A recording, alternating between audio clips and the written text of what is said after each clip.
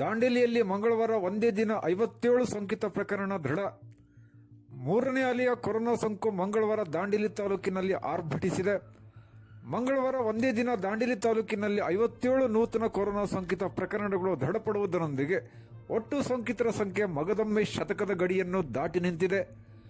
ಮಂಗಳವಾರ ಪತ್ತೆಯಾದ 57 ಸೋಂಕಿತ ಪ್ರಕರಣಗಳಲ್ಲಿ 37 ಪುರುಷರಲ್ಲಿ ಹಾಗೂ 20 ಮಹಿಳೆಯರಲ್ಲಿ ಸೋಂಕು ದೃಢಪಟ್ಟಿದೆ. ಸಾರ್ವಜನಿಕ ಆಸ್ಪತ್ರೆಯಲ್ಲಿ 4 ಹಾಗೂ ಇಎಸ್ಐ ಆಸ್ಪತ್ರೆಯಲ್ಲಿ 3 ಮತ್ತು ಹೋಮ್ ಐಸೋಲೇಷನ್ನಲ್ಲಿ 112 ಸೋಂಕಿತರಿಗೆ ಚಿಕಿತ್ಸೆ ನೀಡಲಾಗುತ್ತಿದೆ. ಒಟ್ಟು ಸೋಂಕಿತ ಪ್ರಕರಣಗಳ ಸಂಖ್ಯೆ 119ಕ್ಕೆ ಏರಿಕೆಯಾಗಿದೆ ಎಂದು ತಹಶೀಲ್ದಾರ್ ಶೈಲೇಶ್ ಪರಮಾನಂದ್ ಮತ್ತು ಸಾರ್ವಜನಿಕ ಆಸ್ಪತ್ರೆಯ ಮುಖ್ಯ ವೈದ್ಯಾಧಿಕಾರಿ ಡಾಕ್ಟರ್ ರಾಜೇಶ್ ಪ್ರಸಾದ್ ಅವರು ತಿಳಿಸಿ, ಸಾರ್ವಜನಿಕರು ಸಾಂಕ್ರಾಮಿಕ ಕೊರೋನಾ ಸೋಂಕಿನ ಕುರಿತು ಅತಿ ಹೆಚ್ಚಿನ ಜಾಗೃತಿ ವಹಿಸಬೇಕೆಂದು ಕರೆ ನೀಡಿದ್ದಾರೆ.